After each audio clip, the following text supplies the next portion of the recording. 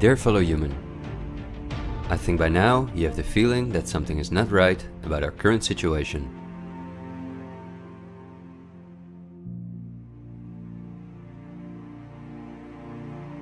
But I also think that the many ill-founded conspiracy theories may have caused you to distance yourself from both the media scaremongering and from those who spread the conspiracy theories. Still, I hope you will listen to me for a moment, because as you watch this video, hundreds of millions of people worldwide are falling into poverty because of the measures that have been in place for so long.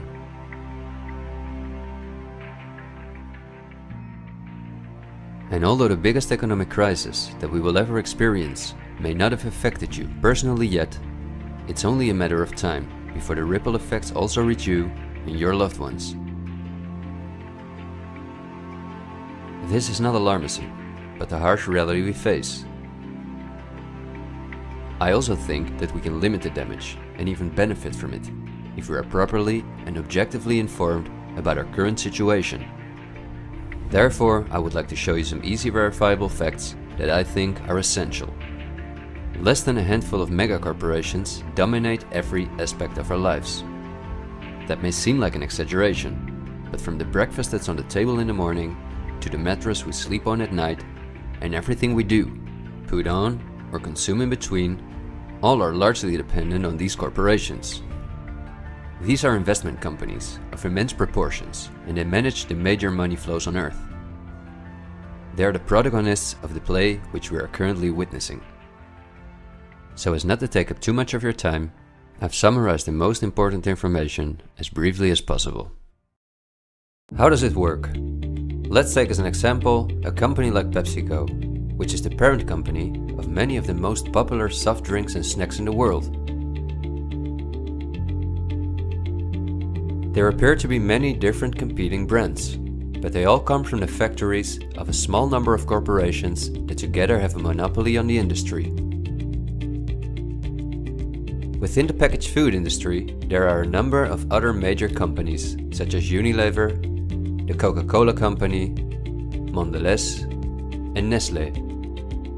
On this image, you see that virtually every well-known brand in the packaged food industry belongs to one of these corporations.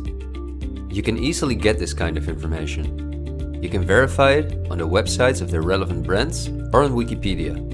Companies of this size are usually publicly traded and have a board where the largest shareholders call the shots. On websites like Yahoo Finance, we can find detailed company information, including who the largest shareholders of these companies are. Let's take PepsiCo again as an example. We see that 73.14% of the shares are held by no less than 3,379 institutional investors. These include investment companies, mutual funds, insurance companies, banks, and in some cases, governments. Let's look at who the largest institutional investors of PepsiCo are. As you can see, just 10 out of the 3,379 investors account for almost 1/3 of all shares. The combined share capital of these top 10 has a value of approximately $60 billion. But of those 10 investors, 3 own more shares than the remaining 7. Let's remember their names and let's see who owns the most shares at the Coca-Cola Company, Pepsi's big competitor.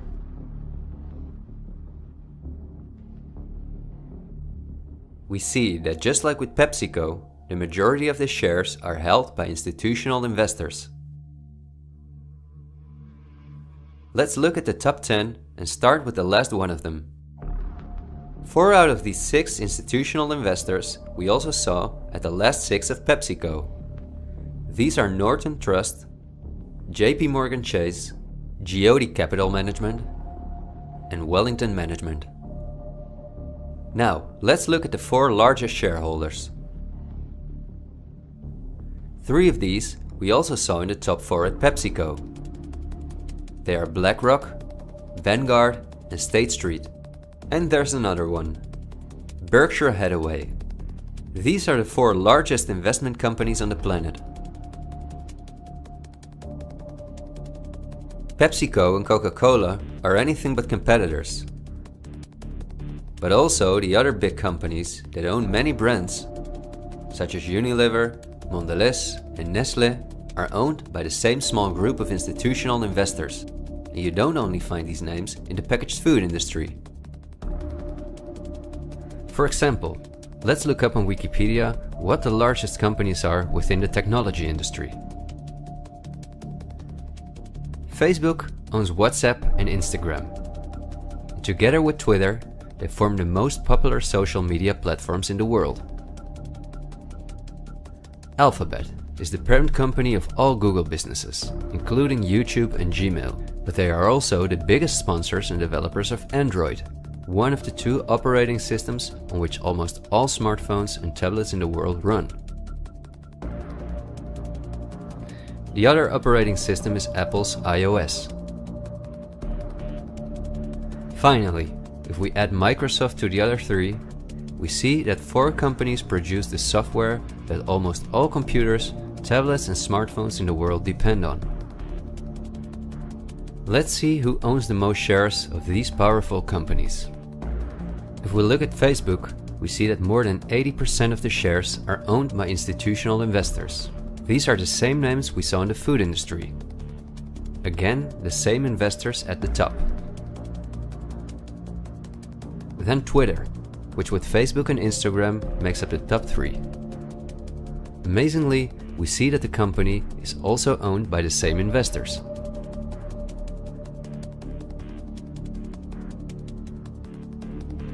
We see them at Apple,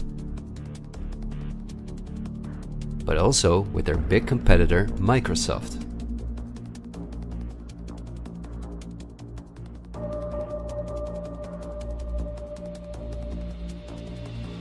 When we look at all the other companies that dominate the technology industry and build our computers, TVs, smartphones and household appliances, we see the same big investors who own a majority of the shares.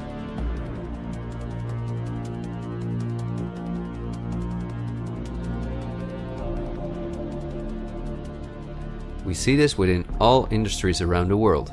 And just to show you that I'm not exaggerating, I'll give you another example. Let's say we want to plan a vacation. On our computer or smartphone, we look for a cheap flight to the sun through websites like Skyscanner and Expedia, both of which belong to the same group of institutional investors. We fly with one of the many airlines, of which the majority of the shares are often owned by the same investors or by governments, like Air France-KLM. The aircraft we fly is in most cases a Boeing or an Airbus. Again, we see the same names. We look for a hotel or an apartment through Booking.com or Airbnb.com. Once we arrive at our destination, we go out for dinner, then we write a review on TripAdvisor. The same investors are at the basis of every aspect of our journey, and their power goes even much further, because even the kerosene that fuels the plane comes from one of their many oil companies and refineries. Just like the steel that the plane is made of comes from one of their many mining companies.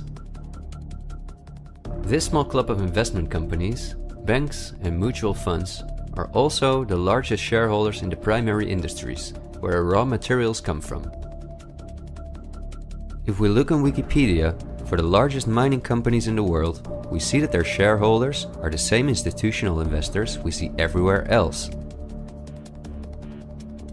The same goes for the largest agricultural companies in the world that our entire food industry depends on. For example, they own Bayer, the parent company of Monsanto, the world's largest seed producer, which produces 90% of all the cotton seed on Earth, as well as the majority of all other seeds. But these institutional investors are also the shareholders of the largest textile manufacturing companies in the world, and even the numerous popular clothing brands that turn the cotton into the clothes we wear are owned by the same group of investors.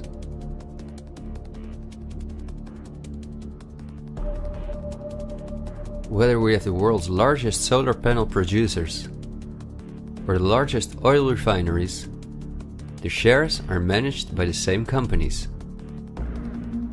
They own the tobacco companies, who produce all the popular tobacco brands in the world. But they also own all the major companies in the pharmaceutical industry and the scientific institutes that produce the drugs.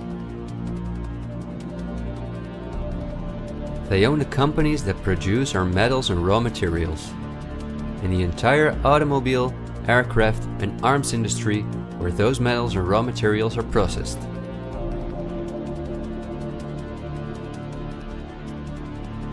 They own the companies that build our electronics. They own the big department stores and online marketplaces.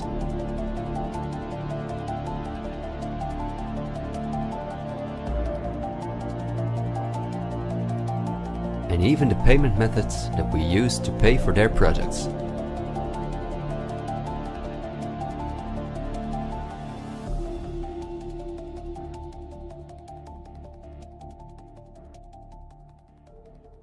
Because I want to keep my story as short as possible, I've decided to only show the tip of the iceberg.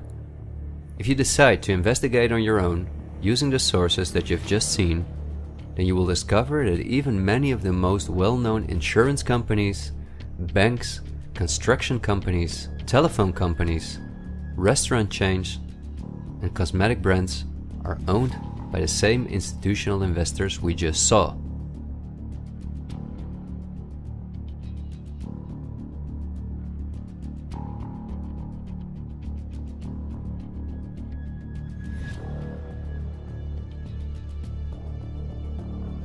These institutional investors are, as I told you earlier, mainly investment companies, banks and insurance companies. They are in turn also owned by shareholders. Now, what is the most amazing thing? All of these institutional investors own each other's shares, and together they form an immense network that we can compare to a pyramid. The smaller institutional investors are owned by larger investors, who in turn belong to even larger investors. The visible top of this pyramid consists of only two companies, and we have seen their names many times by now. They are Vanguard and BlackRock. The power of these two companies is something we can barely imagine. Not only are they the largest institutional investors of every major company on Earth, they also own the other institutional investors of those companies, giving them a complete monopoly.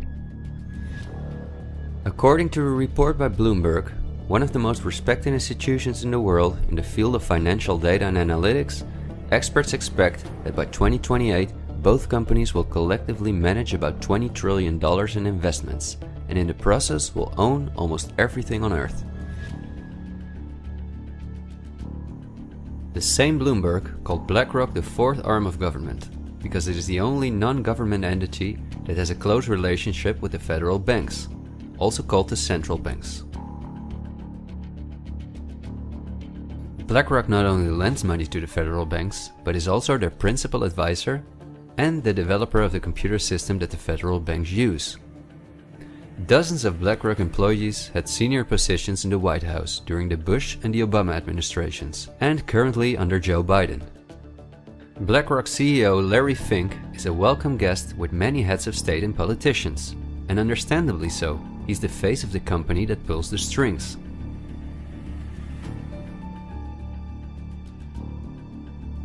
Yet Larry Fink does not pull the strings himself. In fact, BlackRock itself is owned by shareholders. And if we look at who those shareholders are, we come to a strange conclusion.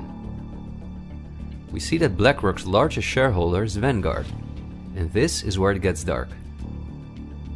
Vanguard itself has a unique structure that makes it impossible to see who its shareholders or clients are. The elite who own Vanguard don't want anyone to know that they are the owners of the most powerful company on Earth. But of course, this is no secret to those who are willing to look into it. Reports by Oxfam and Bloomberg show that 1% of the world's population collectively owns more money than the other 99%. Indeed, Oxfam claims that as much as 82% of all the money earned in 2017 went to this 1% of people.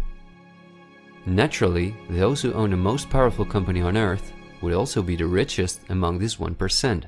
In other words, they are part of the 0.001%.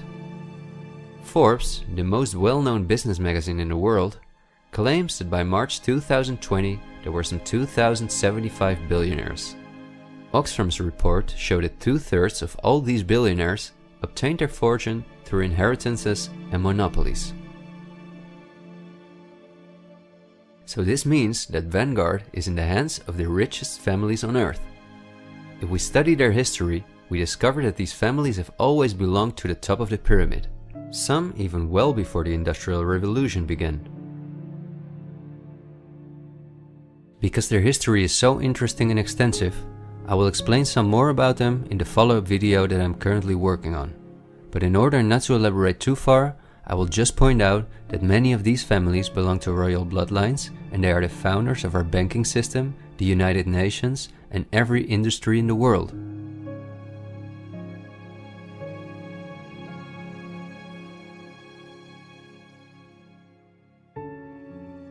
These families never lost their power, but because of an increasing world population, they were forced to hide behind investment companies such as Vanguard, whose largest shareholders are the private funds and non-profit organizations of these families.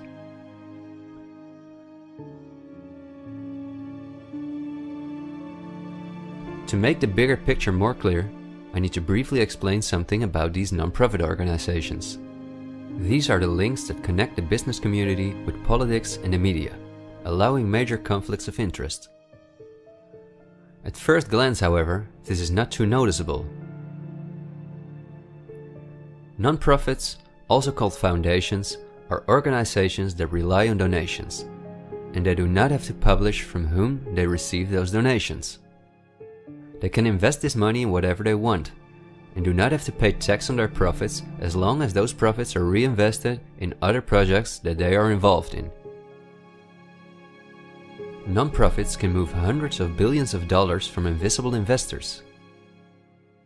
According to a report by the Australian government, this makes non-profit organizations ideal to finance terrorist groups and launder large sums of money.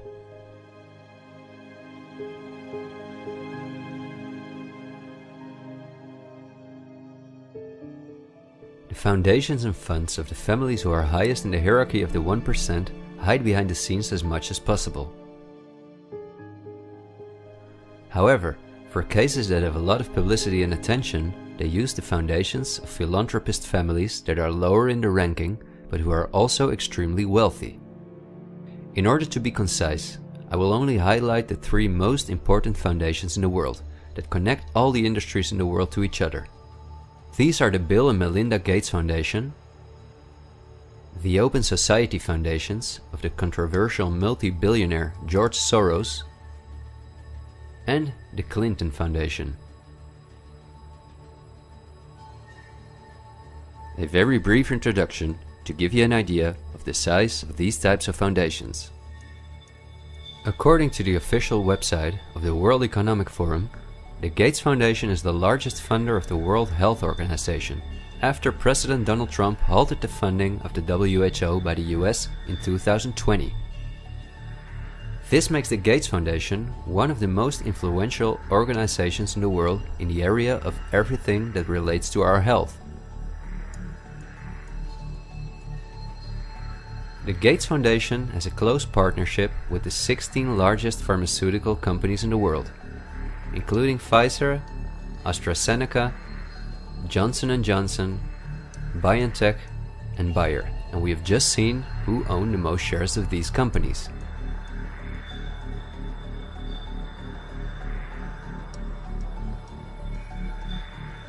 Bill Gates was anything but a poor computer nerd who made it to one of the richest people in the world, but he came from a philanthropic family that, just like himself, worked for the absolute elite. Bill is the founder of Microsoft, which is owned by BlackRock, Vanguard, and until recently Berkshire Hathaway. But at the same time, the Gates Foundation is the largest shareholder after BlackRock, Vanguard, and State Street in Berkshire Hathaway, where he was even on the board for a while.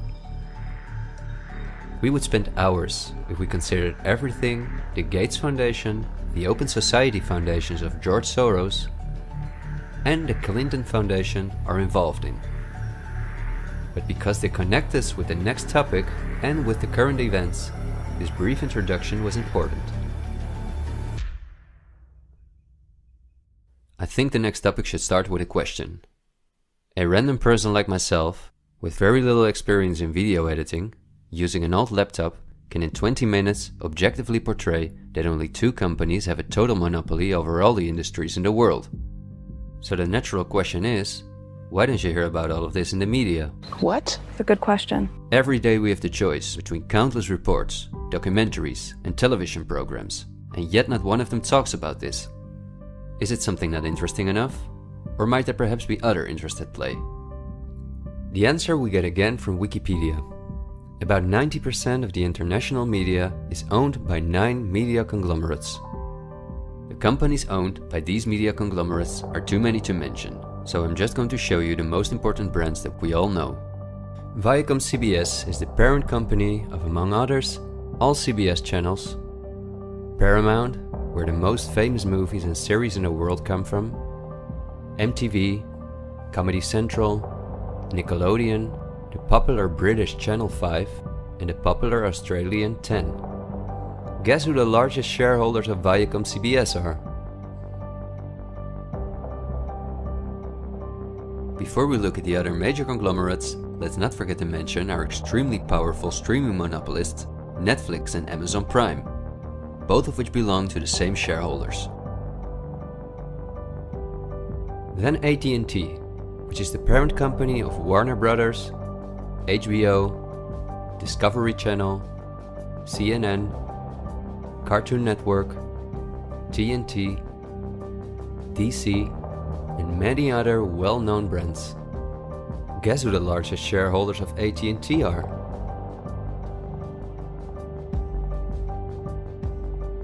The third one is the all-powerful News Corp. This company owns many of the most well-known national and regional newspapers, magazines, and TV channels in the US, the UK, and Australia. The shares of News Corp are owned by the American multi-billionaire Rupert Murdoch and by the institutional investors we see everywhere else. News Corp's sister company is Fox Corporation, which is also one of the most powerful media conglomerates on Earth. Just like News Corp, it is owned by the Murdoch family and the usual investors.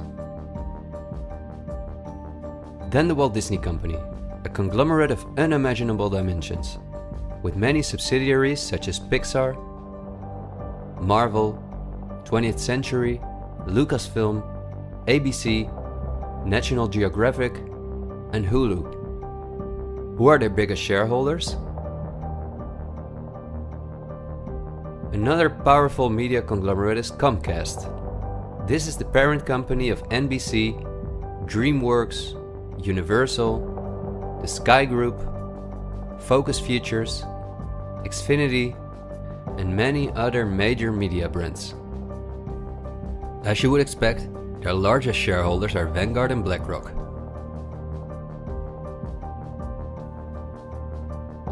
I could go on for hours and show that in almost every country on Earth, the local media is in the hands of these kind of conglomerates, which in turn are owned by our institutional investors or by extremely rich and powerful elite families.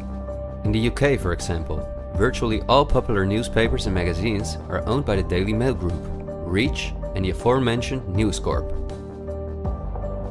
In the Netherlands, the entire media is in the hands of the Persgroep, Mediahuis, and Bertelsmann.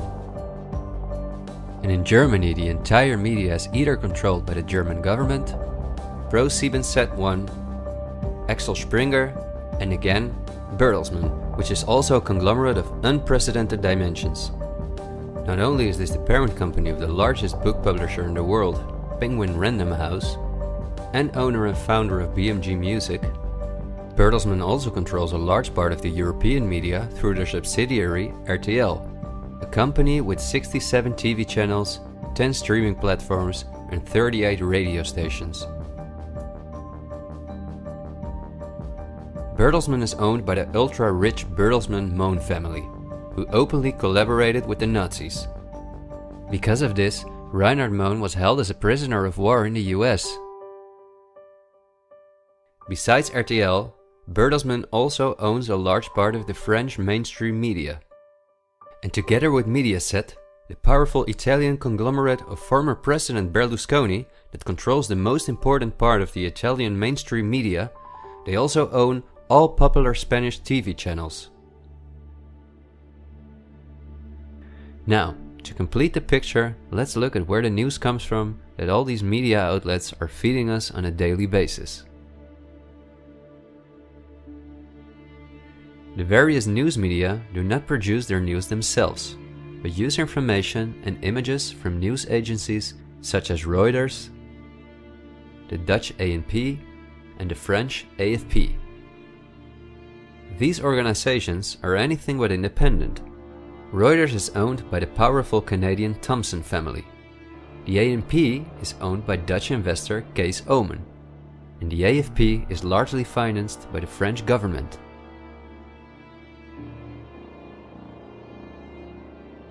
The main journalists and editors who work at our media or at these news agencies are affiliated with important journalistic organizations, such as the European Journalism Centre. These are one of the largest funders of media-related projects across Europe.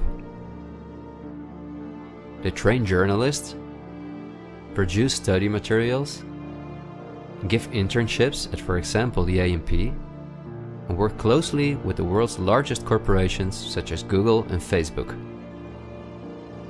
For journalistic analysis and opinion, all the major media outlets in the world use Project Syndicate, the most powerful organization within its field.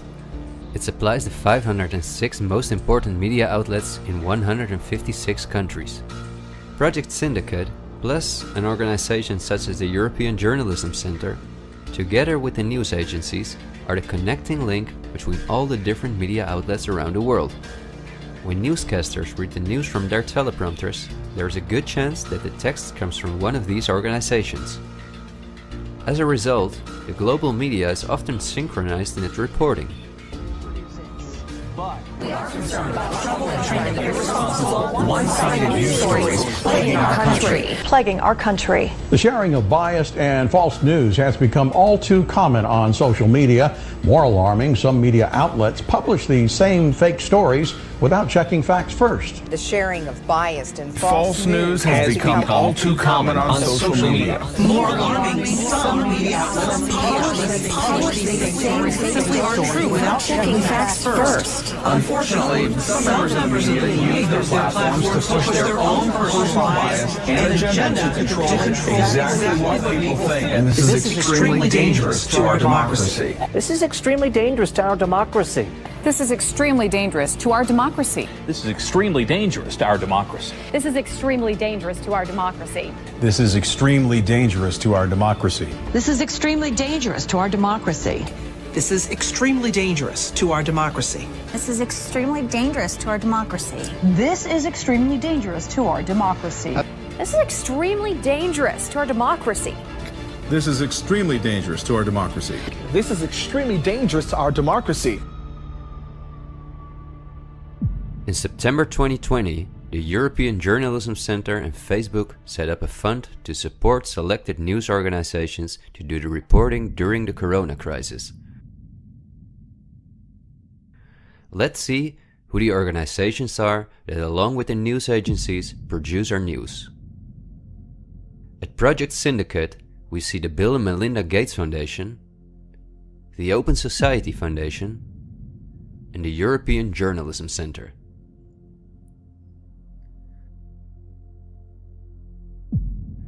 Then the European Journalism Centre itself.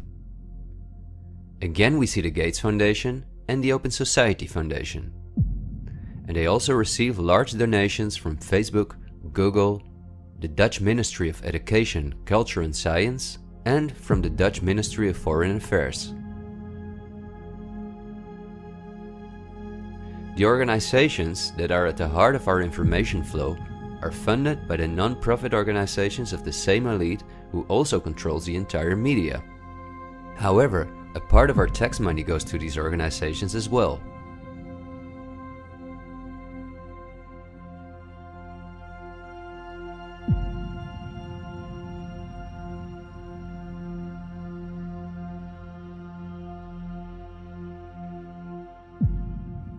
Okay, I realize this was a lot of information to process, and believe me, I've made it as short as possible, and I've only used those examples that seem necessary to show you the overall picture, so you can understand the current situation better. It is an all-encompassing topic that can change our view on many historical events, but my goal is to inform you about the danger in which we presently find ourselves. There will be enough time for us to delve into the past, so let's talk about the current events now. The elite that controls every aspect of our lives, up to the information that we receive, depends on an unimaginably coordinated collaboration to keep all the different industries on Earth connected to each other, in order to ensure they all work in the elite's interests. This happens at the World Economic Forum, one of the most important organizations in the world. At its annual meeting in Davos, the CEOs of the largest companies on Earth gather along with heads of state, politicians, and other influential individuals and organizations like UNICEF and Greenpeace. Serving on the board of trustees are former US Vice President and climate change guru Al Gore, BlackRock CEO Larry Fink, the President of the European Central Bank Christine Lagarde, the Director of CERN Fabiola Gianotti, the Queen of Jordan, the Director of the International Committee of the Red Cross Peter Maurer, and many other politicians and CEOs of the world's most influential companies. According to the WEF's official website, their annual membership fee ranges between 53,000 and 530,000 euros. But according to the WEF's year reports, around 71% of their total budget comes from its partners, who in this way pay for the membership of young politicians who cannot afford their own fee. Wikipedia reports the following. According to critics, the WEF is a business forum where the wealthiest companies can negotiate deals with other companies or with politicians. The purpose of the WEF for many of the participants would be personal gain instead of solving global problems. I don't like to make assumptions, but would there be so many problems on Earth if the key industry leaders, bankers and politicians since 1971 had gathered annually to solve our world's problems? Is it not strange that the world's leading environmental organizations have been meeting for 50 years with the CEOs of the most heavily polluting corporations while things just keep getting worse for our natural world?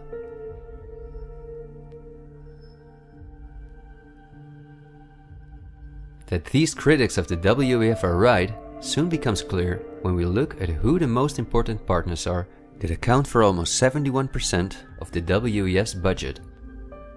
There are BlackRock, the Open Society Foundations, the Bill and Melinda Gates Foundation, and many other large corporations of whom Vanguard and BlackRock own the shares directly or indirectly.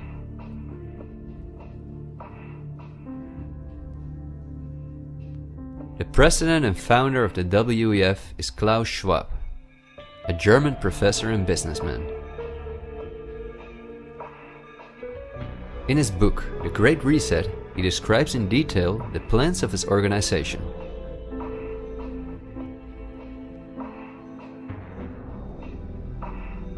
The coronavirus, according to him, is the excellent opportunity to literally reset our society in every regard.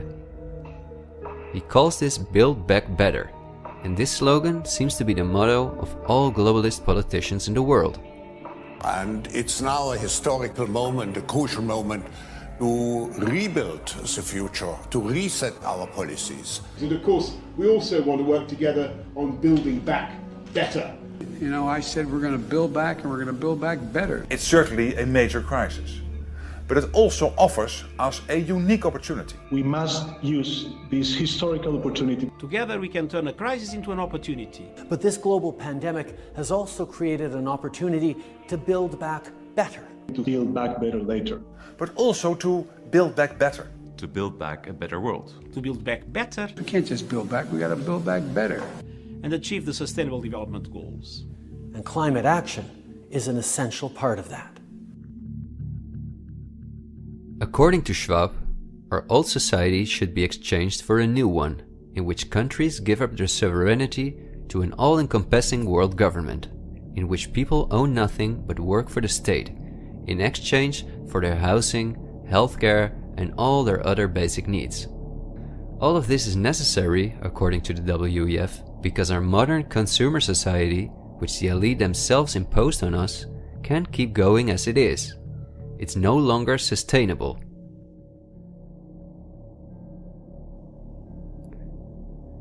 Schwab says in his book that we will never return to the old normal. And the WEF published a video that makes it clear that in 2030 we will own nothing, but we will be happy.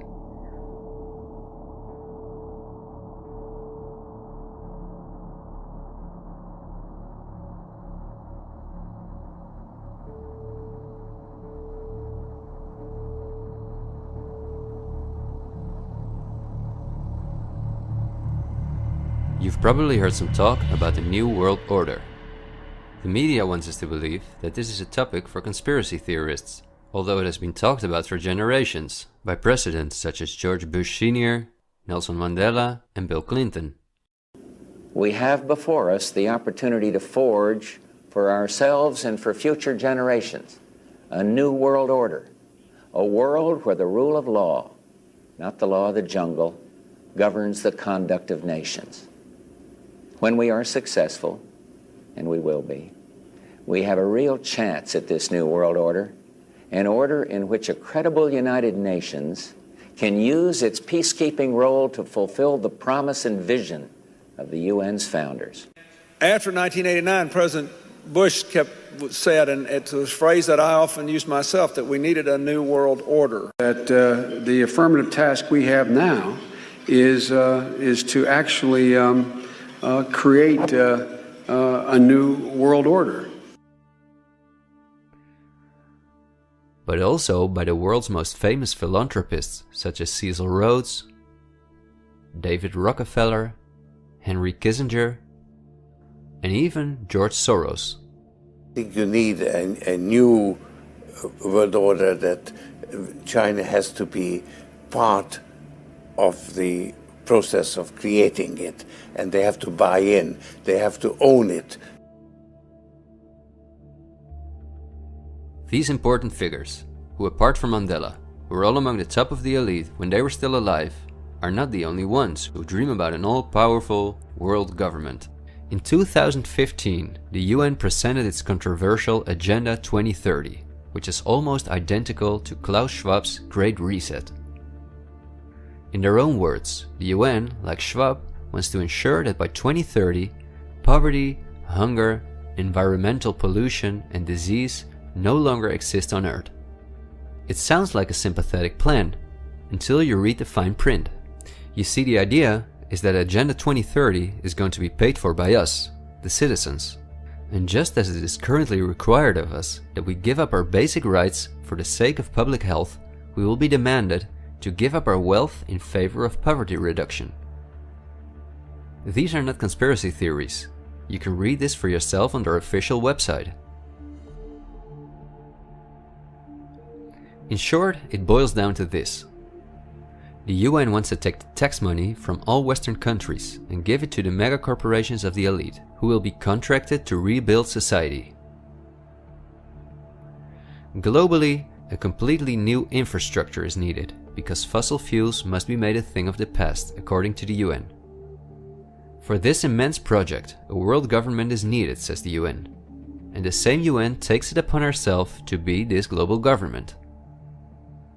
Just like Schwab, the UN also believes that a pandemic is the perfect opportunity to accelerate the implementation of Agenda 2030. It is worrisome that the WEF and the UN openly admit that they consider pandemics and other disasters as an opportunity to transform society, especially since we have seen that the elite have all the resources at their disposal to make us believe that there is a pandemic, and even to create one. So we certainly should not take these things lightly, and we should examine them carefully. And when we do that, we come across things that are even more troubling.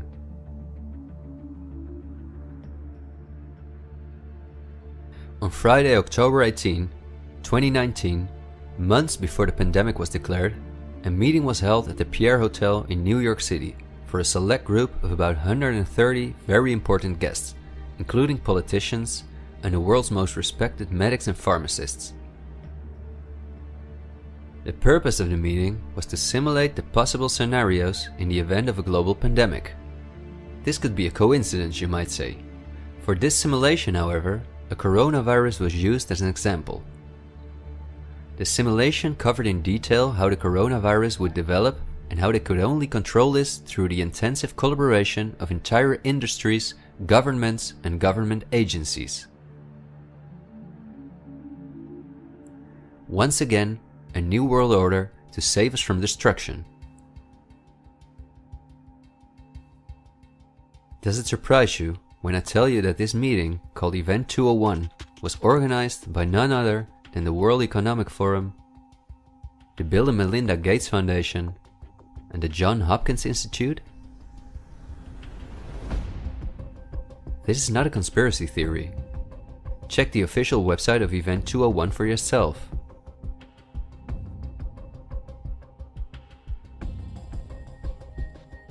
Perhaps at this point, it will no longer surprise you that the German Robert Koch Institute, which like every national health institute in the world is closely linked to the WHO, which is funded by Bill Gates, created a similar simulation in 2012. As was the case during Event 201, the simulation assumed the coronavirus. This simulation assumed that in a Southeast Asian food market, a coronavirus would spread from animal to human. How coincidental, isn't it? In this simulation, it takes several weeks for the authorities to identify the virus, allowing it to spread worldwide. The simulation is made of the consecutive 3 years, in which there are lockdowns and economies are destroyed. But also the impact on society is simulated in all aspects, even the protests. I won't tire you with the details. In fact, you can download this analysis for yourself from the website of the German government. The last thing I want to show is an excerpt from a lecture that Belgian top virologist Mark van Ranst gave on January 22, 2019 at the Chatham House, a major non-profit organization in London, where important world leaders meet to discuss global issues. Winners of the Chatham House Prize include Hillary Clinton, Melinda Gates, and John Kerry.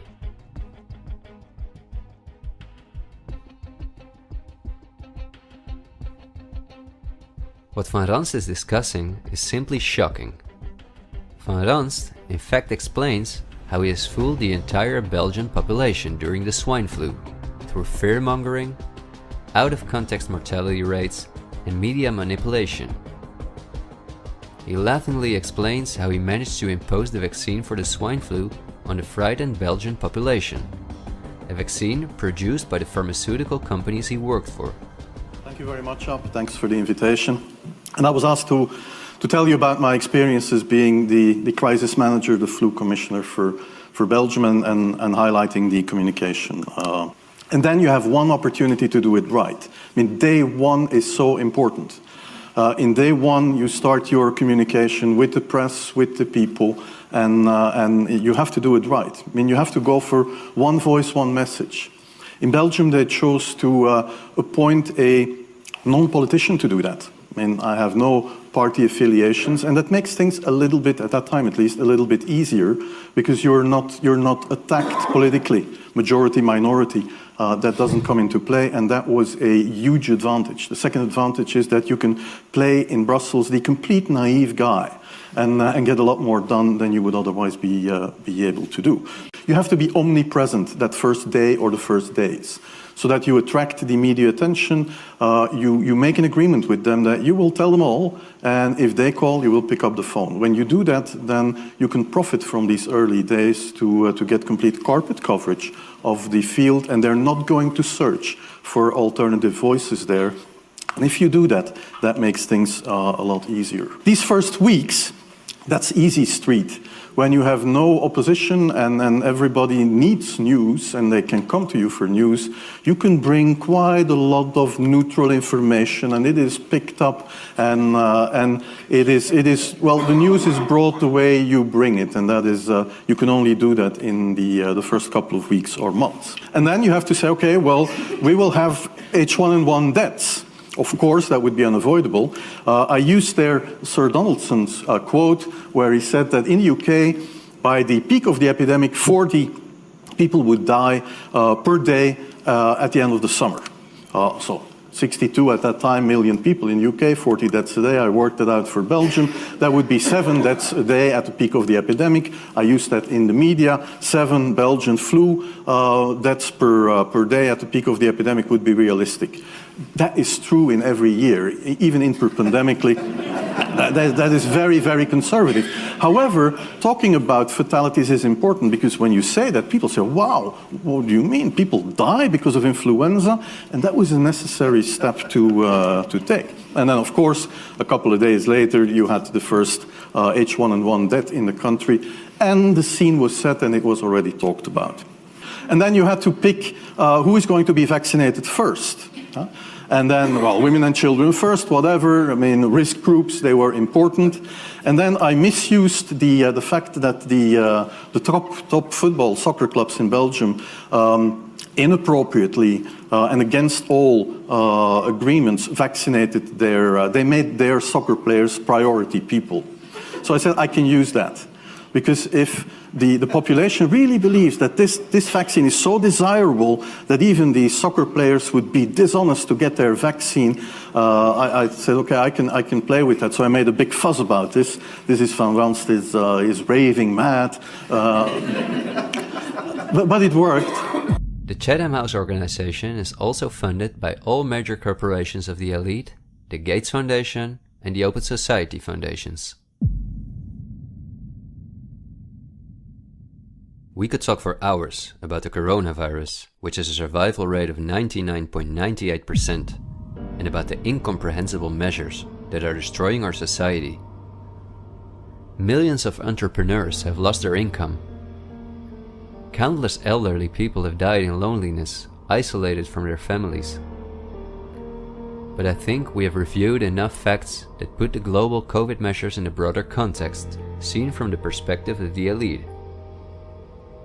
This extremely wealthy elite, collectively of tens of thousands of billions, has no problem whatsoever with the fact that more than 40% of the world's population has to live on less than $5.50 a day, or that millions of children are dying from the drinking water contaminated by them, or from malnutrition,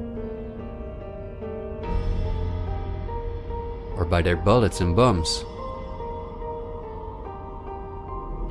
They just want to get more powerful. The elite have absolutely no intention to share their wealth with us.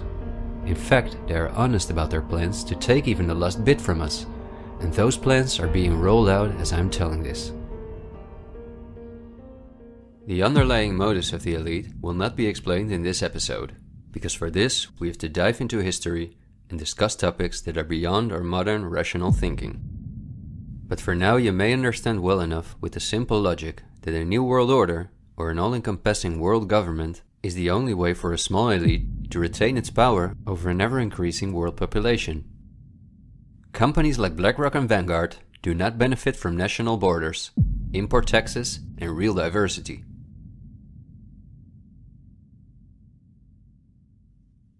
Only through fear and media manipulation can they maintain their grip on all of us. And I deliberately haven't even mentioned the inhumane blackmailing methods by which the elite keep their own most important minions in line. Because if this topic has aroused your curiosity, you will undoubtedly find out all about this in time.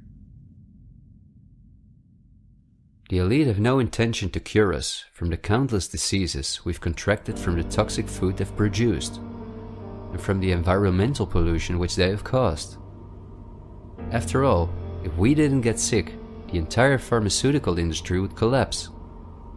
Nothing sells like fear is the motto of top virologists like Mark Van Ranst. You will be amazed, as I was, when you discover that we have been warned countless times about this elite. I think we're being run by maniacs. If anybody can put on paper what our government and the American government, etc., and the Russian, Chinese, what they are actually trying to do, I think they're all insane. But I'm liable to be put away as insane for expressing that. That's what's insane about it. I mean, don't you agree? For we are opposed around the world by a monolithic and ruthless conspiracy that relies primarily on covert means for expanding its sphere of influence, on infiltration instead of invasion, on subversion instead of elections, on intimidation instead of free choice, on guerrillas by night instead of armies by day. It is a system which has conscripted vast human and material resources into the building of a tightly knit, highly efficient machine that combines military, diplomatic, intelligence, economic, scientific, and political operations. Its preparations are concealed, not published. Its mistakes are buried, not headlined. Its dissenters are silenced, not praised. No expenditure is questioned, no rumor is printed, no secret is revealed. President Kennedy has been assassinated. It's official now. The president is dead.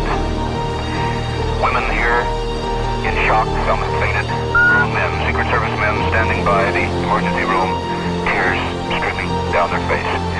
There's only one word to describe the picture here, and that's grief, and much of it. It's official. As of just a few moments ago, the President of the United States is dead.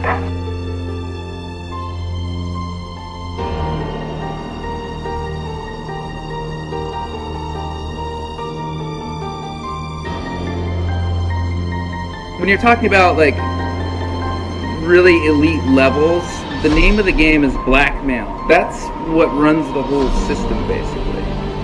They want compromised people because they're easy to control. I'm not suicidal. I'm not suicidal.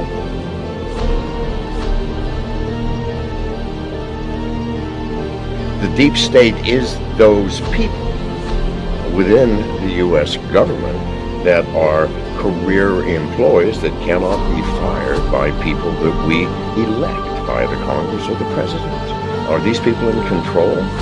Can they enact laws? Fuck yes. Can we fire these people? No. Can presidents fire them? No. It's designed that way so that political parties and political interests cannot affect the deep state. Do you understand the nightmare of our situation, people? It is no secret. It is as open as it can be. The deep state does control America. Wake up, people, please. God, use some common fucking sense. Thank you.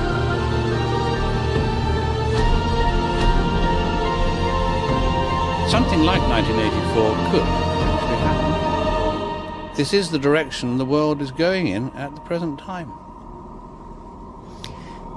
In our world, there will be no emotions except fear, rage, triumph, and self-abasement.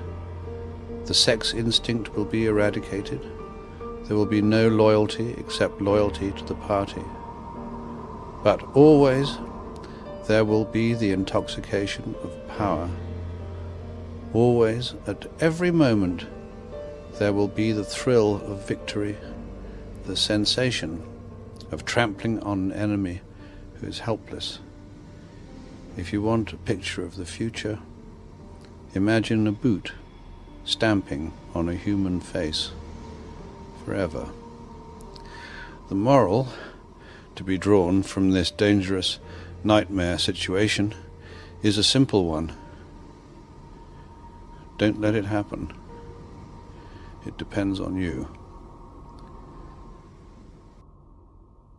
With this video, I hope to reach you, to reduce the ever-increasing distance between us. Only when we are divided can the elite retain its power over us. the greatest fear of the elite is that we will realize what is really going on Earth. And the only way the elite thinks they can prevent this from happening is through censorship,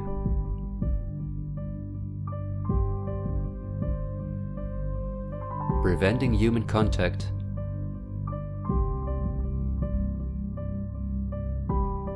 the incessant framing of political opponents and those who think differently,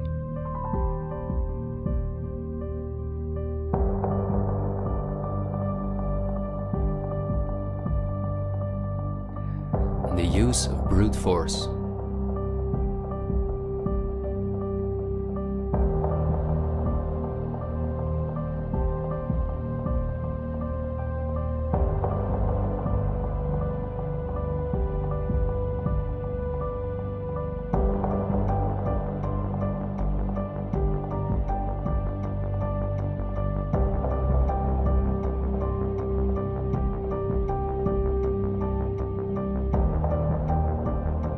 The plans of the elite are clear, and so is the ruthless way in which they want to accomplish them.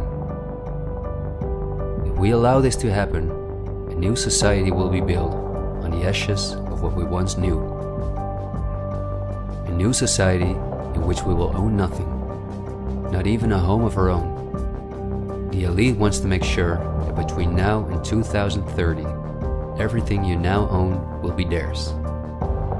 For this, devastating economic crisis is necessary. First, the middle class is attacked, which is the backbone of society. Entrepreneurs are forced to go into tremendous debt, which will ultimately cause them to lose all their possessions. After that, things will move quickly. Banks will fall, cash money will cease to exist, and the only way not to starve to death will be the acceptance of government support, which will include several conditions, such as the vaccination passport and giving up all private possessions. Because the entrepreneurs are the first to fall, many others won't immediately feel the crisis. The people remain divided among themselves until it is too late. This is not a doomsday scenario that I've made up. This is simply the Great Reset. The New World Order, which has been prepared for many generations, and which has been extensively tested in every communist dictatorship in the world.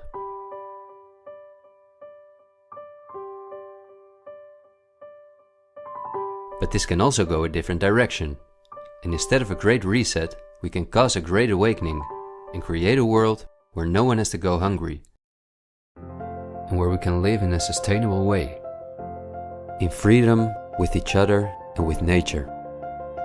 This is not an idealistic daydream. There have always been forces that have sought to break the power of the elite, but until recently, our means of communication were always insufficient to get a mass network in motion. The elite have always kept us in ignorance about the discoveries of geniuses such as Tesla, who was far advanced in the field of clean, free energy. Or Dr. Rife, who used radio waves to cure at least 16 terminal cancer patients before he, just as Tesla, died in a suspicious manner. Or Henry Ford, who in 1941 had already made a car out of bioplastic that proved stronger than steel. The elite have hidden countless such techniques from us because they form a threat to their monopolies in every industry. These were techniques that would have given us freedoms and put the elite's power at risk, which is based on our fear and dependence on their projects. These are not conspiracy theories, but facts. What I am saying is that a world of new possibilities is opening up for all of us, where there is no poverty, no pollution, diseases, or wars, and in which governments work for the welfare of the people rather than the other way around. Countless ailments that provide the pharma industry with hundreds of billions of dollars will be cured. No one will have to work their ass off to live a dignified life.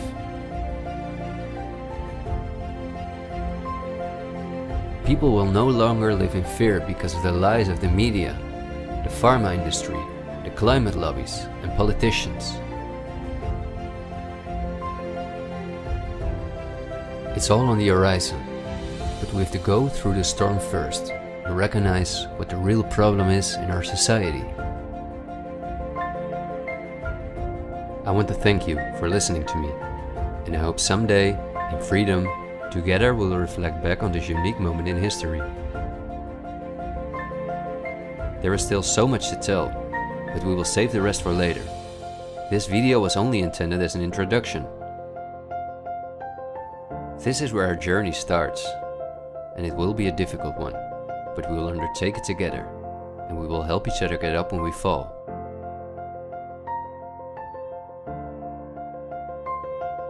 We will not be afraid. We are the 99%.